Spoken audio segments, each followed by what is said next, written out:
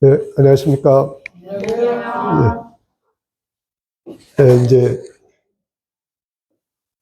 예, 7개 중에,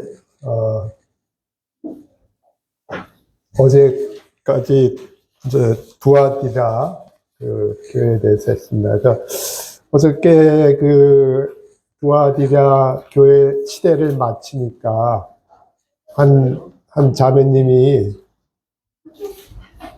마음이 무겁다. 그런 이렇게 소감을 얘기하셨습니다. 아마도 그런 신실한 무리들이 그렇게 핍박을 받고 이렇게 소멸되어 가는 것에 대해서 그런 마음이 드셨을 것 같습니다. 저 역시 이 교회사를 공부하면서 항상 의문이 들었습니다. 왜 하나님께서 이렇게 흠없는 자들을 그러한 자들에 의해 이렇게 핍박을 받고 비참하게 죽임을 당하고 그런 가족들이나 모든 저기들이 그냥 정말 이리떼들한테 뜯어먹히는 그러한 것들을 왜 살아계신 하나님께서 그러한 것들에 대해서 심판을 하지 아니하시고 이렇게 그야말로 화형당할 때, 아주 짐승같이, 도살당하는 죽임을 맞이하는 그런 자들을 그냥 바라만 보셨고, 하나님은 왜 계속 침묵하셨을까? 이거에 대해서 상당히 저도 이렇게 마음도 무거웠고, 의문이 항상 있었습니다. 그래서 답은 없었습니다. 근데 어느 날 그런 생각이 들더라고요. 하나님께서 하늘의 교회사에 기록하시면서, 이 땅에서 하늘에서 가장 영광스럽게 여기는 그런 죽임당함을, 그러니까 어린 양의 그런 죽임당하심을 따른 그러한 성도들의 그런 순교가 하늘에서는 가장 영광이 큰 것이기에 그렇게 특별한 은혜를 베푸신 게 아닌가.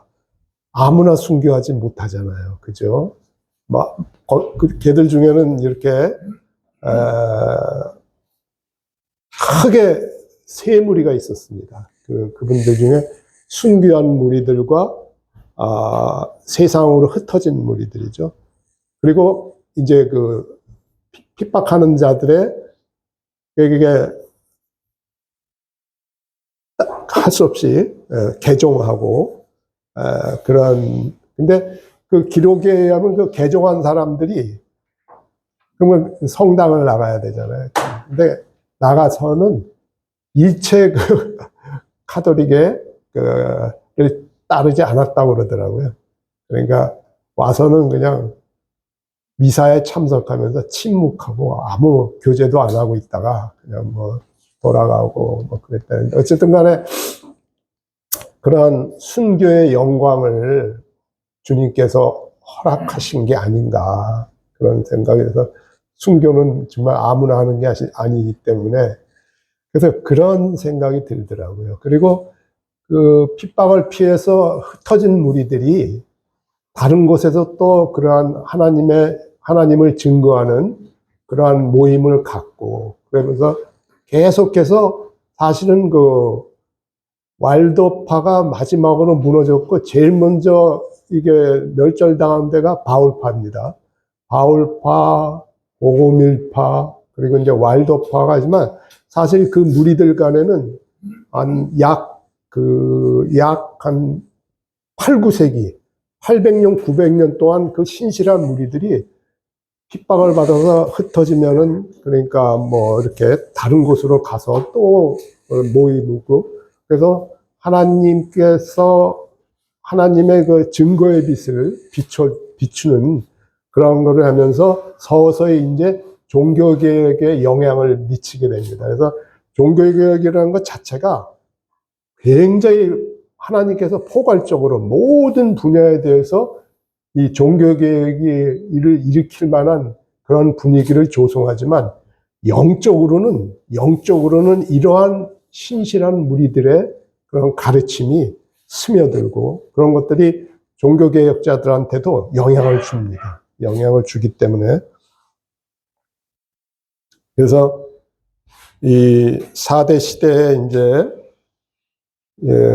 1517년에 시작돼 가지고 이 종교개혁이 그죠? 4대 시대가 이제 되는데 그 기간이 한 200년 좀 넘죠. 그래서 이 4대 시대의 특징은 오직 성경으로라는 그런 여기 보면 솔라 스크립, 이게 뭐 발음을 어떻게, 라틴어라서 발음을 어떻게 하는지 모르겠습니다만, 오직 성경으로 이 뜻입니다. 그래서, 이제 성경에 대한 그런 것, 성경이, 마침 그때 성경이 인쇄가 되면서 성경이 많은 사람들한테, 일반 평민들한테 보급되기 시작하는데, 그거는 이제 그 배후에는 위클리프가 그 성경을 번역했죠. 그 위클리프로부터 시작해서 나중에 이제 영국에서 많은 뭐 제네바 성경이라든지 그레이트 바이블이라든지 매튜 바이블이라든지 이런 거고 나중에 이제 킹 제임스 성경으로 1611년도에 킹 제임스 성경으로 완성되는 그런 모든 과정 중에 이러한 이제 성경이 인쇄를 통해서 평민들에게 이렇게 보급되고 이런 역사가 있었습니다. 그리고 이제 국가교회 형태의 많은 교파들이 이제 종교개혁을 통해서 나오고 결국은 시작은 오직 성경으로 해서 갔지만 이제 로마 카톨릭의 뿌리를 둔 반쪽 개혁에 그치면서 하나님께서 주님께서 뭐라고 그럽니까? 너희가 살았다 하나 죽은 자들이다 라고 그렇게 말씀하시는. 그래서 이 마틴 루터로부터 이제 종교개혁이 시작됐지만 그래서 1517년에 그 비텐베르그 성당에다 95개의 조에 대한 반박문을 게시하면서 여기 그림에 보시면 이렇게 그래서 이제 로마 약 1000년 동안 통치권을 행사한 그 로마 카톨릭에 대해서 이제 반발하는 그러한 저희가 이제 시작됩니다. 그래서 로마 카톨릭의 의식주의, 형식주의로부터 성경으로 전환시키는 그런 계기가 됐고 이때 마침 또 여기 이 마틴 루터가 방금 전에도 말씀드렸지만 오늘날 혼자 하나님으로부터 계시를 받고 종교개혁을 일으킨 게 아닙니다. 이러한 스타우피즈, 타울로 그리고 왈도파, 보헤미아 연합형제단 이 보헤미아 연합형제단이 그 후스파, 잔 후스가 그 순교하고서 잔 후스를 따르던 그 지금의 체코 지역이죠. 그 많은 무리들이 있었어요. 그 무리들이 로마 캐톨릭한테 전쟁을 통해서 이제 다 흩어졌죠. 그 흩어진 무리들, 왈도파의 그러한 흩어진 무리들이 이제 뭐 보헤미아 연합형제단, 스위스의 스위스 연합형제단 뭐 이런 그런 거를 행하면서 모이면서 그러한 믿음들을 이렇게 지켰건데 이런 것들에 마틴 루터가 암암리에 그러한 자들의 영향을 받아요. 그래서 초기에는 연합형제단과 긴밀한 관계를 맺다가 이제 로마 캐톨릭에서 이제 파문하고 생명의 위협을 느끼면서 이 제후들한테 들어가서 성에서 숨어서 성경을 번역하고 많은 책들을 지으면서 이가 그 제후들이 요구하는 그러한 저기를 따르죠. 그래서 일종의 나중에는 이제 국가교회 형태를 취하죠. 만일에 마틴 루터가 이러한 연합형제단이나 이러한 사람들의 믿음을 받아들이고 그대로 그 믿음을 그대로 지켰다면 루터는 순교했을 것입니다. 그러나 그가 생명의 위협을 느낀 거죠. 그러니까 주님께서 그러한 순교의 영광을, 물론 뭐 주님께서 이러한 역사를 주관하시는 하나님께서 루터로 하여금 뭐 이러한 저기를 이끄셨는지는 모르겠습니다.만 하여튼 그렇습니다. 그래서 루터가 여기에 이제 성에서 이 루터 성경을 번역을 이렇게 했습니다. 그래서 그 루터가 종교개혁을 일으키면서 루터교를 만들 때 결국은 그 로마 카톨릭의 유산을 그대로 가져옵니다.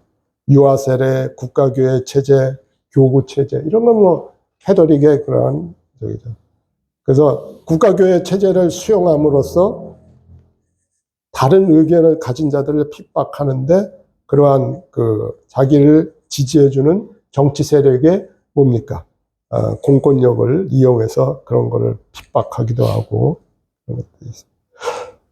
이 국가교회 체제라는 게 뭐냐면 어떤 국가에서 태어난 사람이 자연적으로 국가가 국교로 믿는 그 교회의 일원이 되는 겁니다. 자연적인 출생과 함께 일원을 되는 거죠. 그러면은 이제 어느 국가에서 태어나면 그 국가의 국민이 되잖아요. 그러면 그 국민이 그 국가가 믿는 종교에 들어가기 위해서는 어떻게 합니까? 태어난 아이를 유아 세례를 주는 거예요. 그 유아 세례가 로마 캐톨릭서부터 나온 그 유아 세례가 그 로마 캐톨릭한테는 자기네들의 우주적인 한 교회, 그 교회의 일원이 되게 하는 거를 그 로마 캐톨릭도 국교화했지 않습니까? 그러한 방식으로 유아 세례가 그러한 방식으로 이제 그 자리를 잡은 거죠. 그래놓고는 이거 유아 세례는 뭐 하나님의 은혜의 통로고 언약의 상속자가 되는 거다. 구약 시대에 이스라엘 민족이 할례를 베풀듯이 태어나는데 그래서 할례를 베풀면서 이스라엘 민족 하나님께서 이스라엘 민족 아브라함과 그러한 약속했던 그런 언약을 상속받는 자로 이렇게 언약 백성이 되는 거니까 그거를 여기다 적용을 해서 유아 세례를 통해서 국교에 자동적으로 국교의 한 멤버가 되게끔 어릴 적 태어난 한 거죠. 사실 주님께서 빌라도 앞에서 뭐라고 말씀하셨습니까? 나의 왕국은 세상에 속해 있지 않다 그랬죠. 그러니까 이러한 우리의 믿음과 신앙은 세상과 분리되어야 되는데 교회가 국가하고 연합이 돼가지고 이런 저기를 하는 거죠. 그러니까 국가교회 체제는 그래서 이 국가교회 체제로 인해서 뭐가 생기냐면은 온갖 뭐가 생겨요. 종파들이 생기는 것입니다. 네. 그럼 어떤 국가가 있어요. 예를 들면 어떤 국가가, 가령 프랑스는 그 당시에는 캐톨릭이 국교였죠. 그러면 프랑스의 왕, 그런 모든 조직들의, 종교 지도자들, 성직자들이 거기에 체계를 잡고 또 모든 지방에 있는 작은 교회들을 그런 교구로 이렇게 다 조직으로 묶고 그런단 말이죠. 그러면은 한 국가의 제일 높은 사람은 왕밖에 없잖아요. 그럼 다른 국가에는 뭐예요? 다른 국가에는 또 같은 종교를 할지라도 조직이 또 다 생기는 거 아니에요. 그죠? 그러니까 국가가 어떤 국교를 삼으면은 다른 종교든 카톨릭이든 결국은 뭐예요? 분파가 생기는 거예요. 국가교회 체제는 그냥 저기예요. 그러니까 이런 분열을 낳는, 분파를 낳는 그러한 것이 돼버리는 거죠. 하여튼, 루터교회 보시면은, 굉장히 캐톨릭하고 많이 비슷합니다. 그러니까 지금 북유럽, 지금 루터교가 제일 많은 데가 어디냐면요. 핀란드. 핀란드 바다 아래, 몇 개고, 그러나 북유럽하고 핀란드에 가면은, 핀란드는 85%가 이 루터교예요. 그래서 핀란드의 수도 헬싱키에 가면은 루터교의 총 본산이 되는 큰 교회가 있어요.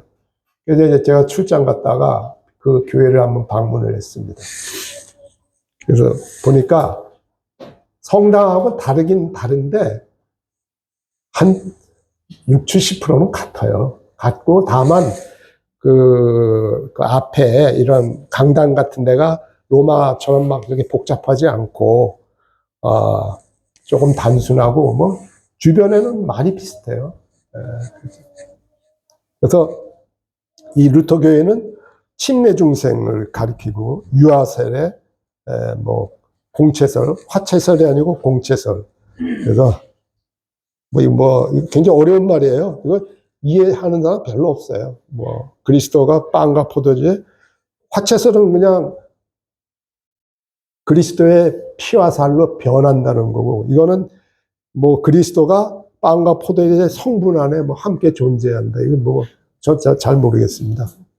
영어하고 화채설일 텐데, 하여튼 많이 비슷합니다. 비록 개혁했다고 그러지만, 개혁교회라고 그러지만, 그러니까 심지어 뭡니까?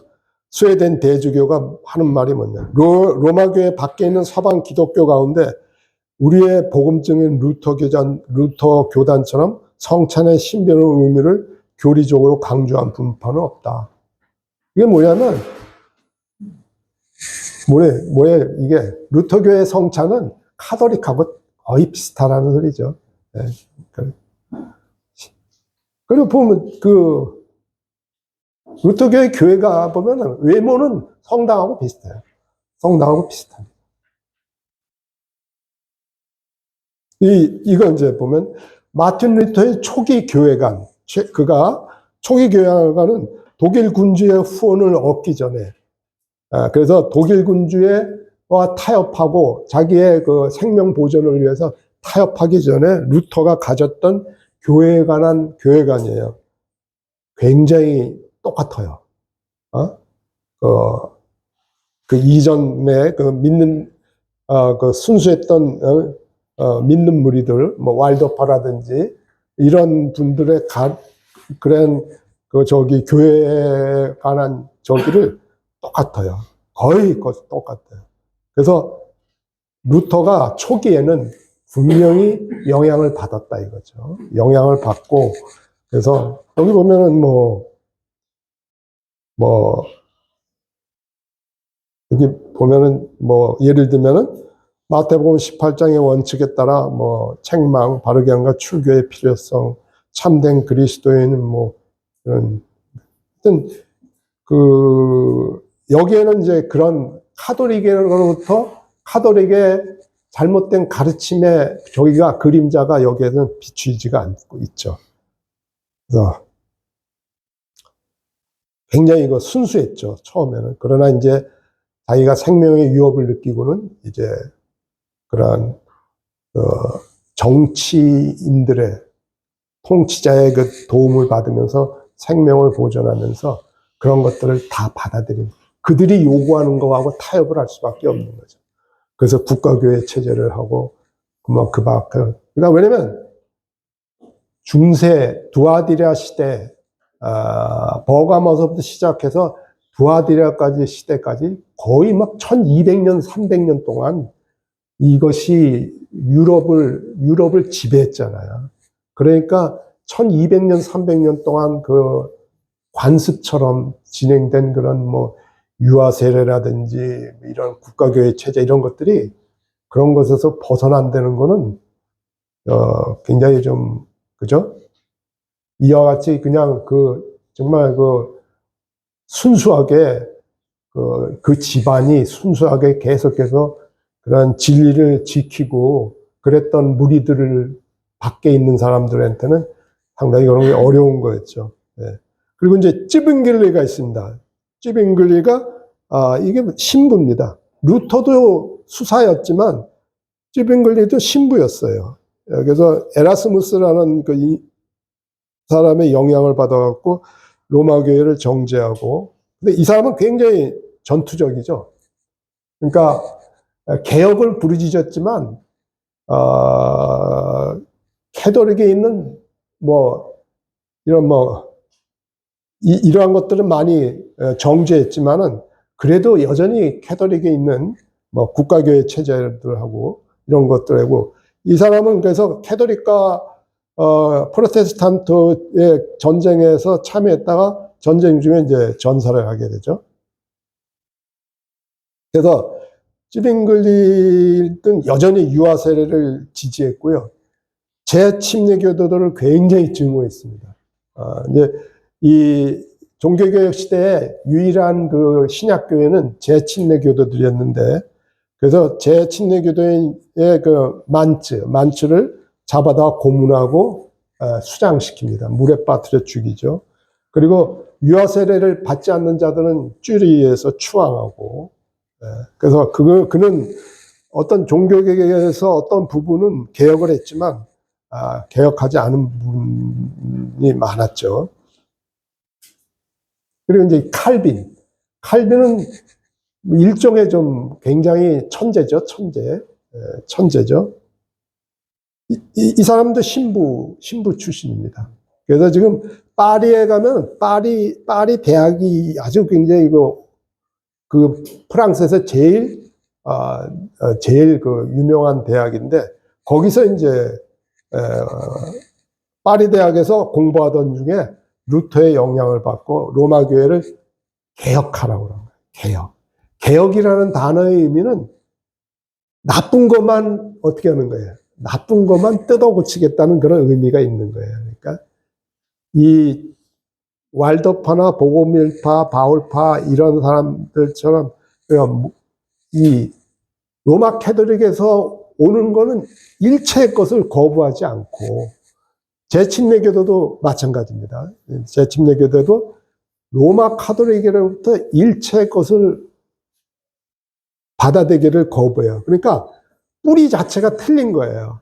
그러니까 개혁주의자들은 대개 뿌리는 로마 캐톨릭의 뿌리에서 이렇게, 그러니까 수용할 건 수용하고 개혁할 건 개혁하고 이런 식이죠. 그리고 오늘날 일반 교회에 보면은 여러 가지 복장이나 의식이나 예배 순서나 이 모든 것들이 캐톨릭에서 개혁했지만 본질은 거의 비슷하지 않습니까? 하여튼 그랬어요. 그래서 이 제네바에서 신정 정치를 구현해 갖고 교회가 국가를 관리하는 그러한 적이라서 엄청나게 엄격했어요, 캘빈이. 캘빈은요 굉장히 엄하게 했습니다. 그러니까 가령 7살 소녀가 캘빈이 설교하는데 졸아? 그러면 어떻게 돼요? 매를 맞았어요. 채찍으로 매를 맞고. 굉장히 엄하게, 경건하게, 지금의 기준으로는 그거죠. 그건 이제 학대죠. 그러나 그 당시에는 그것이 이제 경건하게, 그리고 자신의 가르침을 따르지 않는 자들을 박해하고 추방했습니다. 이거 세르베투스라는 사람이 있었어요. 이 사람은 좀 교리적인 문제는 있는 분인데, 켈빈의 가르침을 많이 대적을 하니까 어떻게 합니까? 잡아다가 고문하고 화형에 처합니다. 어떻게 크리스찬이 죽일 수가 있는지 참 의문이에요. 그죠? 사람을 어떻게, 내가 하나님의 자녀라고 그러면서 사람을 죽일 수가 있는지. 그리고 재침례교도와 논쟁한 후에 유아 세례 같은 그런 것들이 이제 논쟁하고서 이제 하여튼 종교개혁자들이 루터, 찌븐길리, 칼빈 할 것이 다 제침례 교도들을 핍박합니다. 그러니까 제침례 교도들은 양쪽에서 핍박을 받아요. 로마 캐톨릭한테 핍박받고, 뒤에 나오는. 그래서 칼빈이 요게 기독교 강요라는 책입니다. 칼빈 신학의 중심 주제는 하나님의 주권이에요. 그 하나님의 주권을 1000년 전에 누가 강조했습니까? 하나님의 은혜와 주권을 누가 강조했습니까? 어거스틴. 그러니까 칼빈은 어거스틴의 수제자예요. 그래서 칼빈은 무천년주의, 어거스틴이 하나님의 절대 주권, 하나님의 은혜, 그건 뭐 틀린 건 아니죠. 많은 부분이 성경적이죠. 그리고 무천년주의, 이런 것들을 그대로 답습합니다. 예. 그래서 어떻게 보면은, 이렇게 말씀드리면은 아마 장로교 쪽에 계신 분들은 싫어하시겠지만, 대부분 인정하는 게 칼빈은 어거스틴의 수제자예요. 영적인 수제자예요. 1000년이라는 세월의 갭은 있지만, 예. 그래서 칼빈이 이 기독교 강요가 엄청난 영향을 미칩니다. 개혁주의에. 그는 여전히 유아 세례, 또 주의 세례와 주의 만찬을 은혜의 수단으로 했다는 건 뭐예요? 세례 받고 주의 만찬에 참여하면 구원을 받는다는 의미죠. 그리고 국가교회 모델, 그리고 이스라엘과 교회를 동일시하며 무천년주의를 이렇게 주장했어요. 어거스틴의 그런 가르침대로. 그래서 이러한 그 칼빈의 가르침이 여러 가지 영향을 미칩니다. 장로교회. 그래서 장로교회는 칼빈의 가르침, 장로교회에서는 기독교 강요가 굉장히 중요한 위치를 차지합니다. 기독교 강요가. 그래서 감독 지배 체제를 배척하고 장로들에 의한 칠인데, 이게 이제 장로들 중에 가르치는 장로를 이제 목사가 가르치는 장로고, 나머지는 시무하는, 치리하는 장로, 이렇게 하고, 가르치는 장로에게 성직을 부여하고, 성례전을 집전하는 권위를 주고, 그리고, 가르치는 장로가 권위에서 위죠. 예. 이건 성경의 가르침하고 틀리죠. 그죠? 그리고 노예, 총회 이런 해서 로마교처럼 유사하게 뭐 교단 체제를, 교구 체제를 갖추고, 유아 세례는 언약의 상속자가 된다. 그래서 이제 뒤에 나오겠습니다만은, 이러한 처음에는 개혁주의자들이 오직 믿음으로, 오직 성경으로부터 출발해가지고 자신들의 그런 그 주장을 합리화하기 위해서 많은 부분들을 그거를 교리화하고 교의화합니다. 그러니까 여러 가지로, 그래서 많은 기독교 강요 같은 유사한 책들을 많이 발행하고 자기 교단의 신조를 그걸로 하고 그것을 따르도록 하고, 모든 지교회는 그것을 따라야 되고, 거기에 세워진 그런 뭐 조직이나 거기에서 세워진 헌법, 오늘날 교단마다 헌법이 있지 않습니까? 그런 것들이 바로 이런 데서 출발한 것입니다. 그 헌법에는 성경적인 근거가 없어요. 그러나 그런 헌법에 따라서 이렇게 저기를 하는 거죠. 그래서 각 교단마다 뭘 둡니까? 신학대학을 두고, 이런 것들이 이제, 영국의 이제 국교는 거의 뭐, 이건 캐톨릭하고 비슷하죠. 예, 국교. 거의 뭐, 캐톨릭하고, 이게 시작된 게 헨리 8세가 스페인 왕족 캐서린과 결혼을 했잖아요. 근데 누구랑 다시 결혼하기 위해서 천일의 누죠? 앤인가? 예. 그래서 이제 이혼을 해야 되는데, 이거 이혼하면 이제 교황한테 파문당하니까. 근데 이제 교황이 자기가 이혼하겠다 그러니까 교황이 뭐야? 안 돼. 이혼은 안 돼. 그러니까, 에이, 뭐, 내 따로 교단 차릴래? 이렇게 해서 시작된 게 이게 성공회예요. 성공회가 이렇게. 그래서 수장령 발표하고 왕이 교회에 머리가 되는 거고.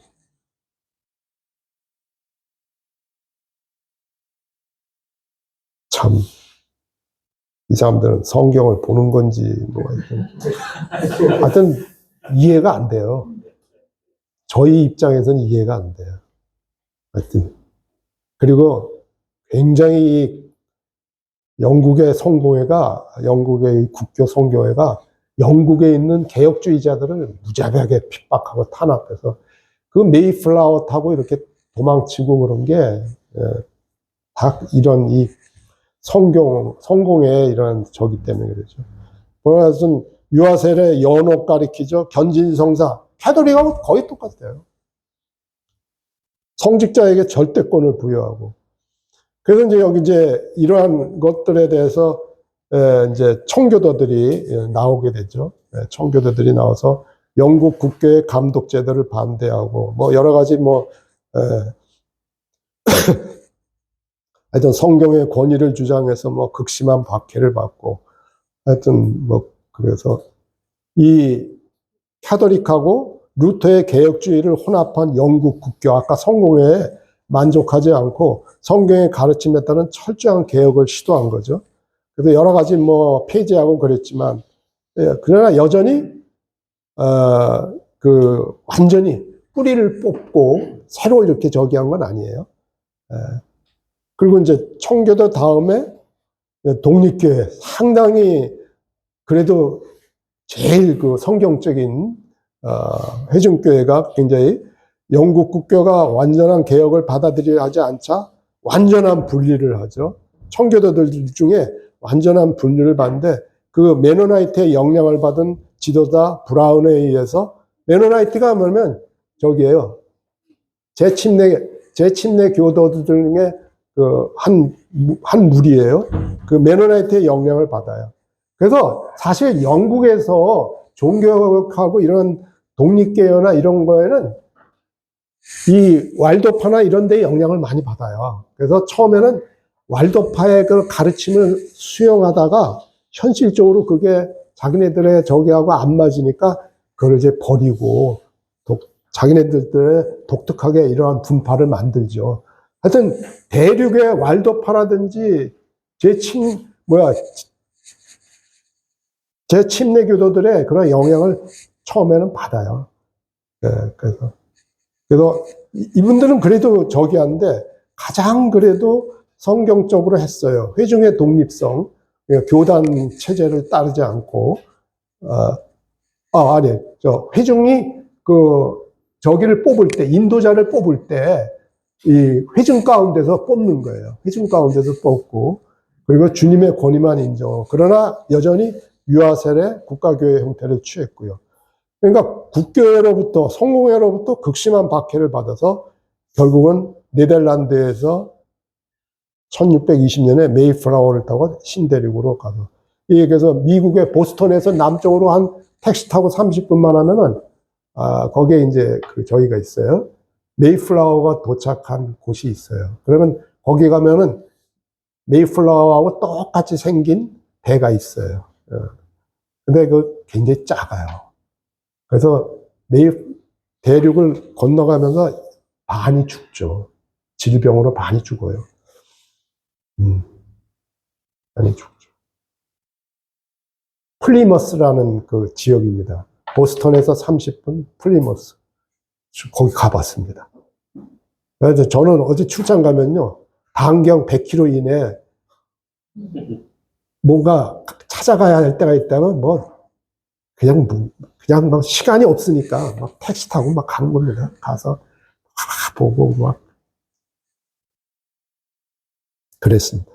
그 왈도파 할 때도 그 왈도파 유적지에 가서 그것도 막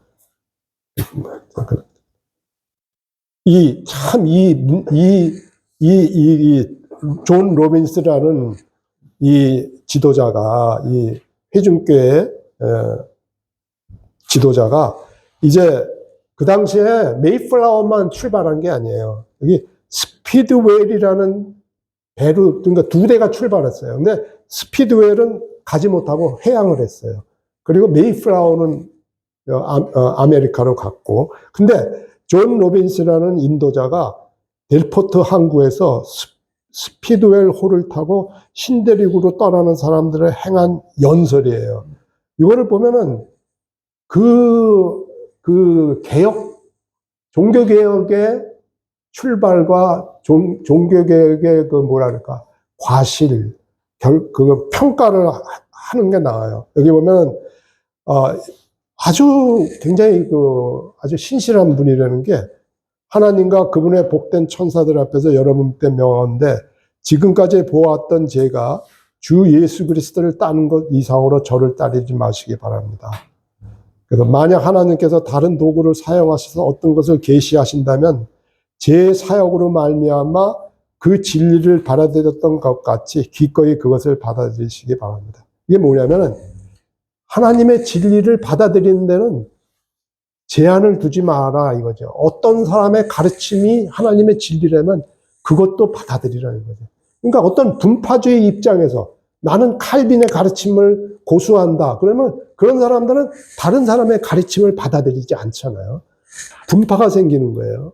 근데 그러면서 이 사람이 뭐라고 그러냐면 개혁교회 종교로 끝나버렸다 이거예요. 종교개혁으로 인해서 생긴 개혁교회가 종교로 끝나버리고 현재로서는 개혁의 도구 이상이 되지 못할 그들의 상태를 나는 굉장히 애통한다 이거예요.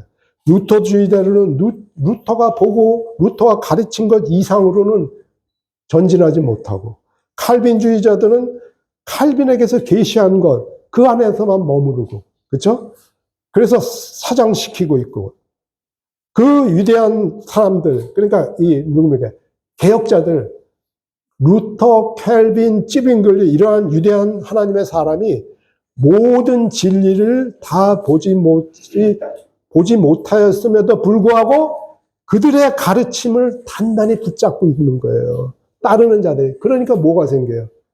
교파가 생기는 거고 분열이 있는 거죠. 온전하지 못한 거예요. 그거를 지금 로빈슨이라는 인도자가 솔직하게 이렇게 고백을 하는 거예요.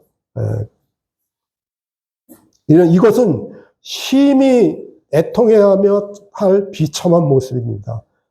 왜냐하면 비록 개혁주의자들이 그들의 시대에는 타오르는 빛나는 빛이었지만 그들이 하나님의 전체 계획을 꿰뚫어 보지 못했다는 거예요.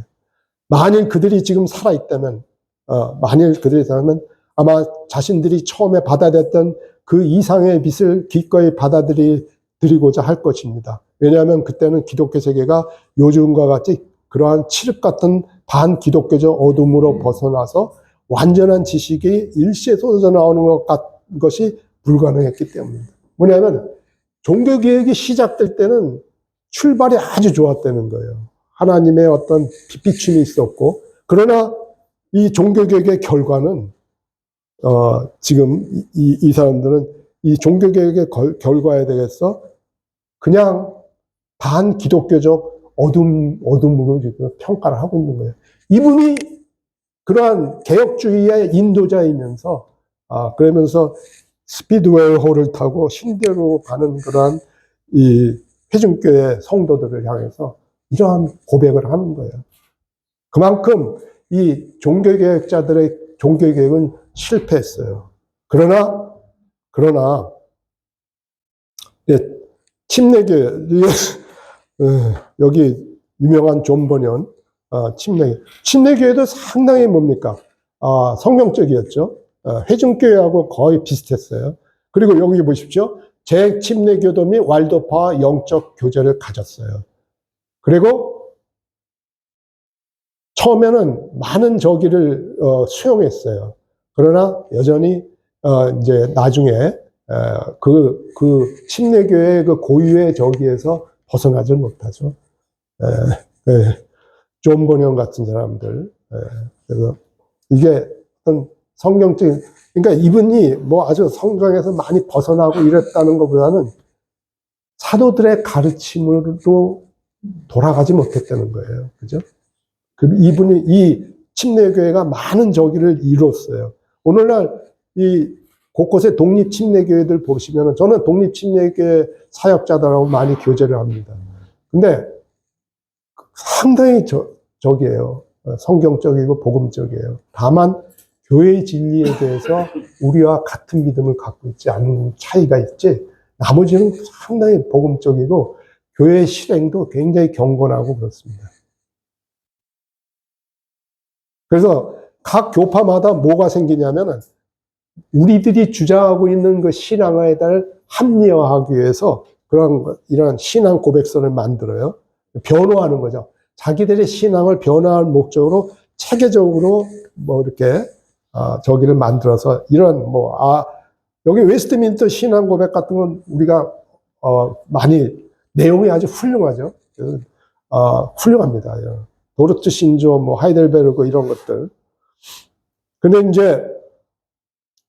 이제 구교와 종교개혁 이후에 캐톨릭과 이 신교 사이에 이제 전쟁이 발생합니다. 이게 유럽에서 독일, 프랑스, 영국에서 이제 그래서 프랑스 종교 전쟁에 보면은 프랑스의 그 개혁주의 중에 위그노 이분들 아주 훌륭한 사람들이었어요. 근데 이 성 바르돌리묘 축일날 이게 누구 결혼식 하는 날이었죠. 그래갖고 완전히 속인 거죠. 그래서 약 10,000명의 위그노들을 학살해요. 그 길거리에 핏물이 시냇물처럼 길거리를 흘렀다고 그래요.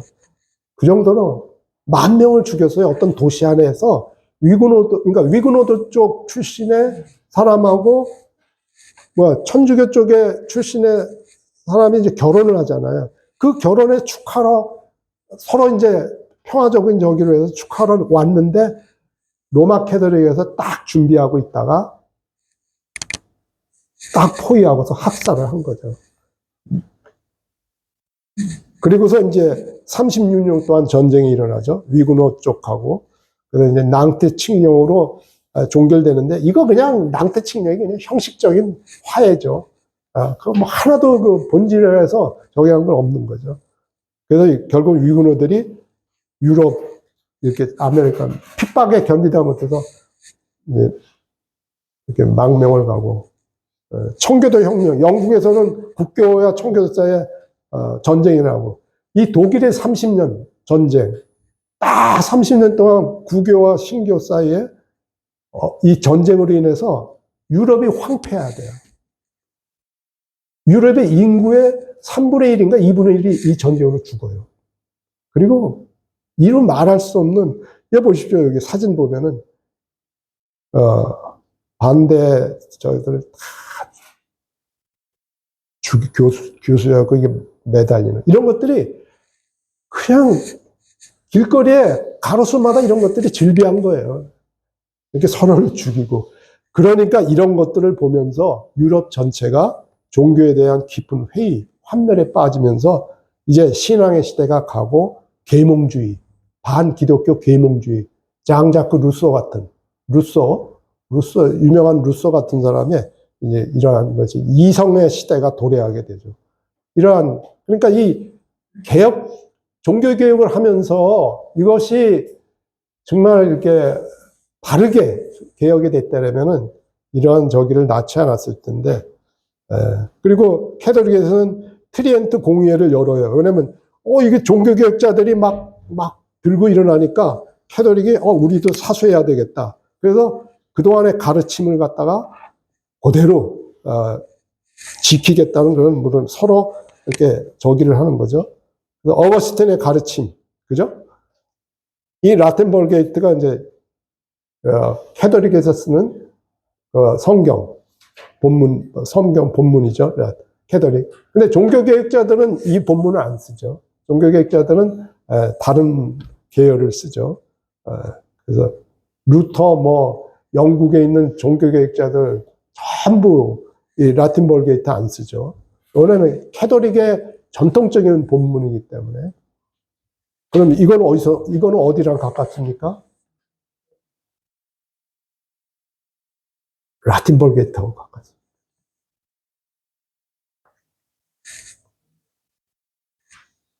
개혁 성경은 이 천주교 성경하고 같은 줄기입니다.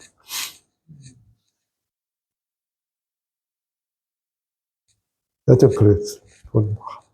그래서 하여튼 뭐 여기 보면 성경에서의 유일한 거는 교회.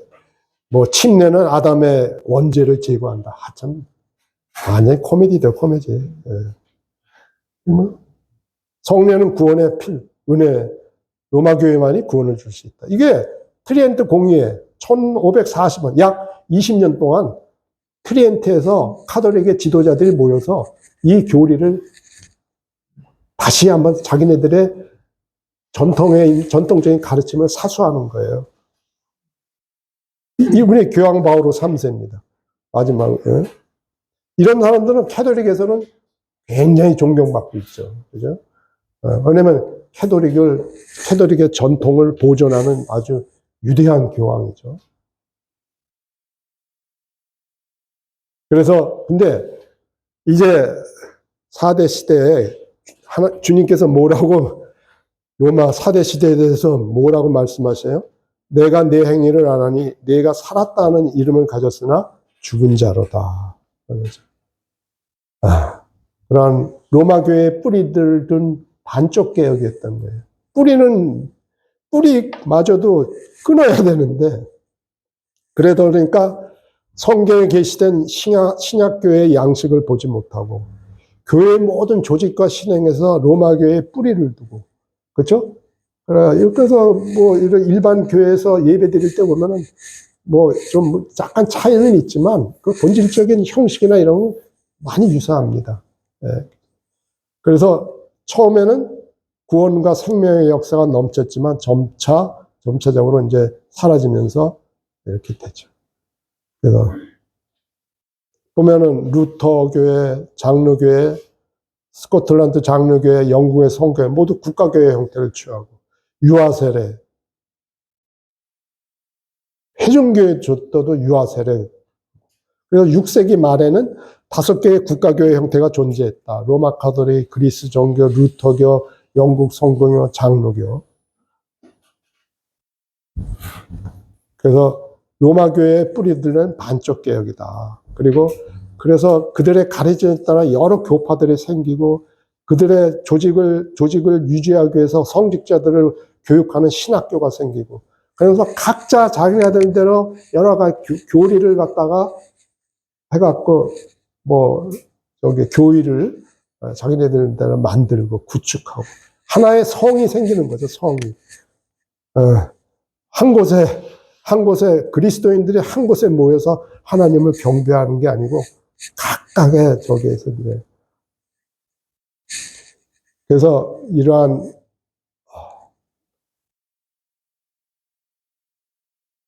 그래서 이 프로테스탄티즘의 발전이 이런 뭐 여러 가지로 발전합니다. 정통주의, 경건주의, 계몽주의 뭐 이런 거를 발전하는데 이 계몽주의는 결국은 계몽주의가 자유주의를 갖고 이 계몽주의의 영향이 어디까지 가고 있습니까? 진화론의 누구죠? 다윈. 이 계몽주의 영향이 계속해서 이성주의와 자유주의를 하면서 다윈, 18세기, 19세기에 와서는 다윈 나오고 마르크스 같은 자가 나와서 그죠?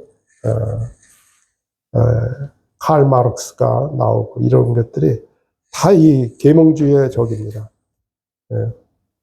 그래서 그 라인이 하나님을 대적하고 이 마지막 때는 결국은 이 라인하고 하나님을 따르는 자들 사이에 시간 관계상 책을 참고하시고요. 이 퀘이커 교도들은 이 감정을 굉장히 중요시했어요. 왜냐면 성경 가지고 따지고 이러는데 이제 실물이 난 사람들이 그 말씀보다는 우리의 그리스도와 우리의 내적인 교제 이런 거를 하죠. 그래서 그런 것들을 그래서 신조, 의식, 예식, 교리는 그냥 그건 중요한 게 아니다. 질린 거. 질려버린 거예요. 그래서 이 사람들은 무슨 어떤 교회 개념도 없고 복음 전도도 안 하고 세례도 없고 하여튼 이런 분파들이 오늘날까지도 퀘이커 교도들이 있잖아요. 이분들 모여서 막 춤추고 그래요. 네, 춤추고 그래요. 교제하면서 막 춤추고. 이 퀘이커라는 뜻이 막 흔들다 이런 뜻이잖아요. 막 떨다. 그리고 이제 계몽주의. 계몽주의가 이러한 이성주의를 낳을 뿐 아니라 프랑스 혁명, 미국의 남북전쟁 이런 데까지 영향을 다 미치는 거예요. 프랑스 혁명. 예. 프랑스 혁명 보면 그게 거의 뭡니까? 그 프랑스 혁명은 본질이 뭐냐면 기존의 체제를 다 무너뜨리고 일종의 거의 뭐 공산주의 혁명하고 비슷한 거예요. 성격이 비슷합니다.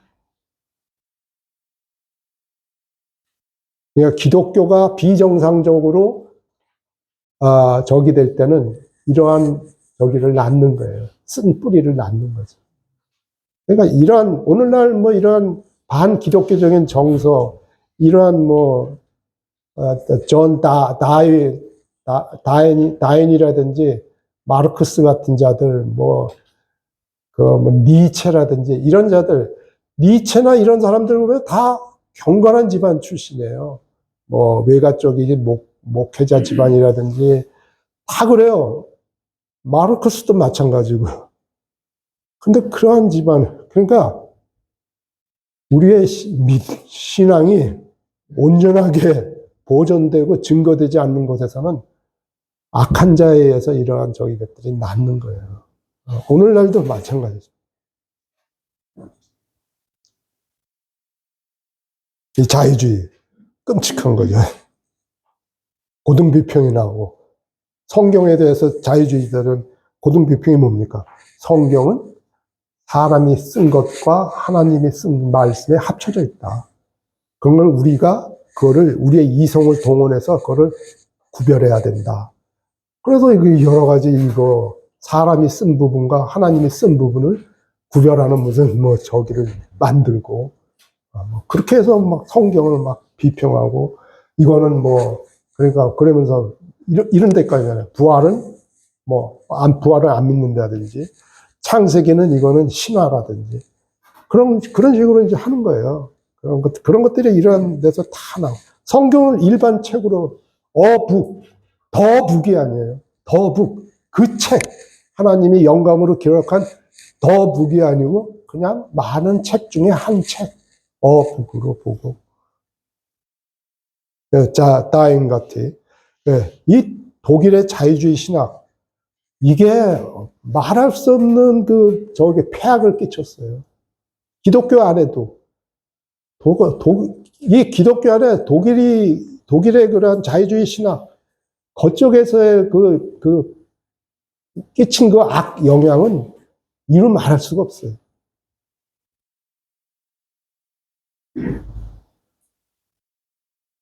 근데, 이제, 신약 4대 시대에, 이 주님이 말씀하시기를 그 옷을 더럽히지 아니한 자 몇 명의 내게 있어 흰 옷을 입고 나와 함께 다니리니 그들은 합당한 자 영거라.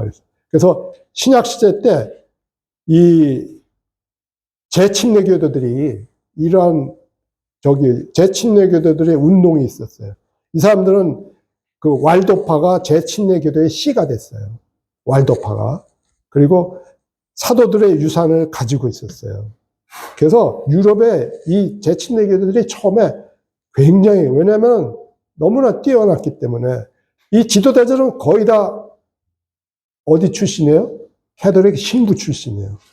한 사람 빼놓고는 전부 캐톨릭 신부 출신이에요. 대부분 순교했죠. 메노 시몬즈 빼놓고는 다 순교했어요. 이 가르침을 보시면요, 왈도파의 가르침, 그 위에 저희가 지난 두아디라 시대 때 신학교회들의 그런 진리와 실행하고 거의 유사합니다. 네. 그냥 징계, 침례, 주님의 만찬, 참된 신자는 세상으로부터 분리돼야 되고, 그러한 그럼 왈도파로부터 신앙을 전수받았기 때문에 그럴 수밖에 없는 거죠. 그리고 뭐 이 재침례 교도들이 특징이 저기가 뭡니까? 절대 무기를 들고 대항하지 않는 거예요. 그래서 어떤 사람이, 그리고 여기 교회와 국가의 분리, 전천인주의 신앙 끝까지 지키는 거예요. 지역교회 간의 교제, 어린아이의 책임나이라는 게 뭡니까? 죄악에 대한 저기를 알기 전에 죽은 아이들은 천국에 가는, 하늘나라에 가는 그런 거, 이제 얘기죠. 그런 가르침.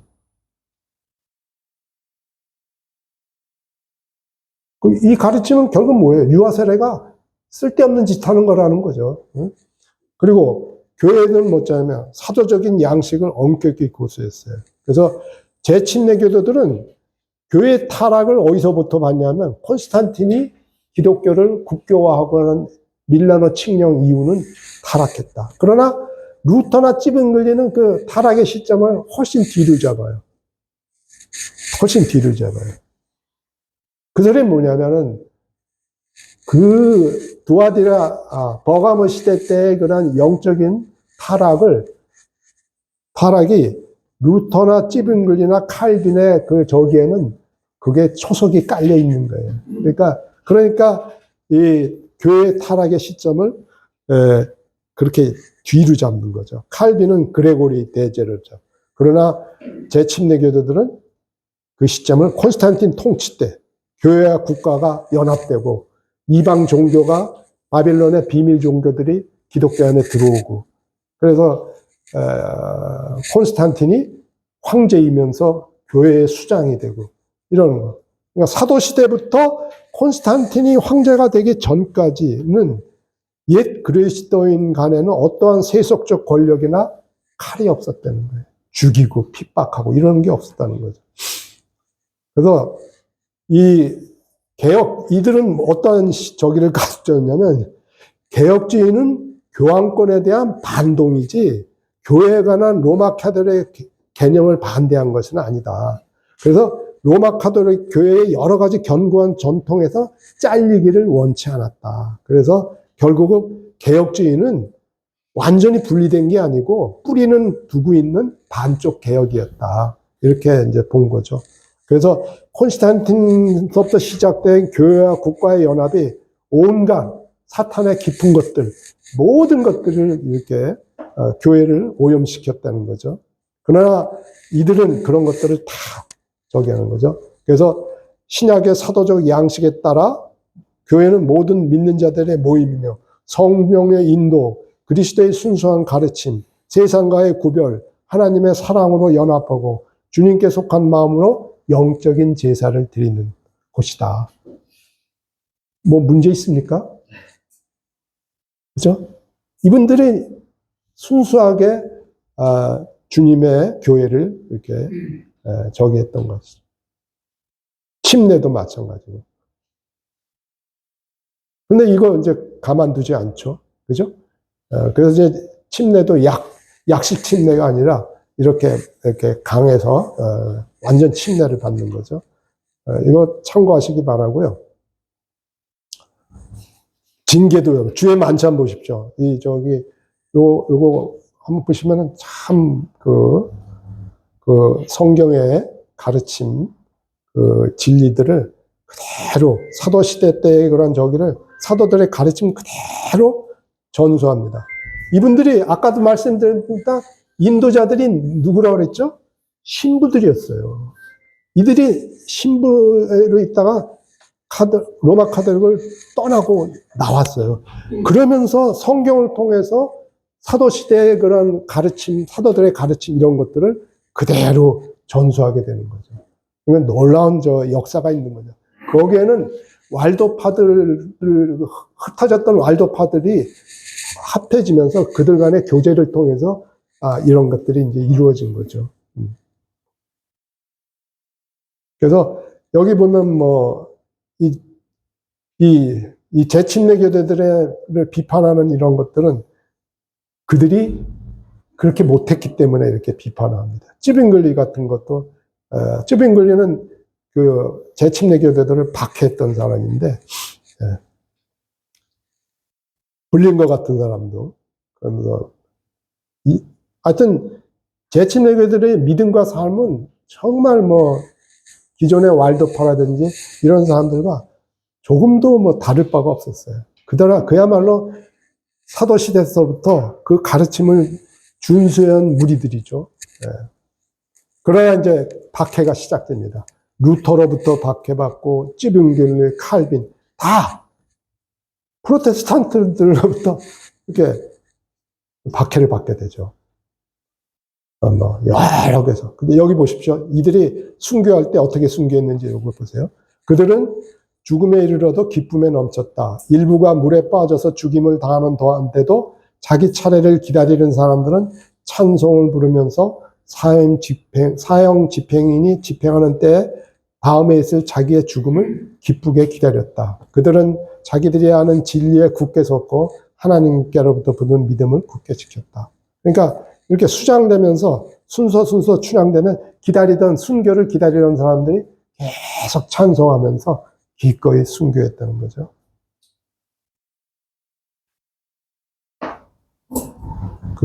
그래서 이 재침례 교대들이 그러한 신약교회 저기를 받아들였다는 거죠. 여기 요거 유명한 사진입니다. 뭡니까? 이 재침례 교대들을 잡으려고 오는 사람이 어떻게 됐어요? 얼음물에 빠졌어요.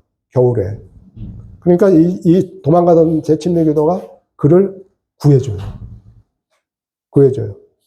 그러다가 얼마 후에 잡혀서 화형당해요. 실전 인물이죠. 이름을 제가 기억을 못 하겠는데 책에는 나오고 있습니다. 이건 유명한 적입니다. 그러니까 그래서 오전 시간은 여기까지 하고요. 그럼 우리가 4대 시대 하고 나머지 이제 빌라델피아하고 결론 부분은 오후에 하겠습니다. 이 책에 잘 저기가 돼 있습니다. 정리가 돼 있습니다. 그걸 읽어보시면은 이상 교재를 마치겠습니다.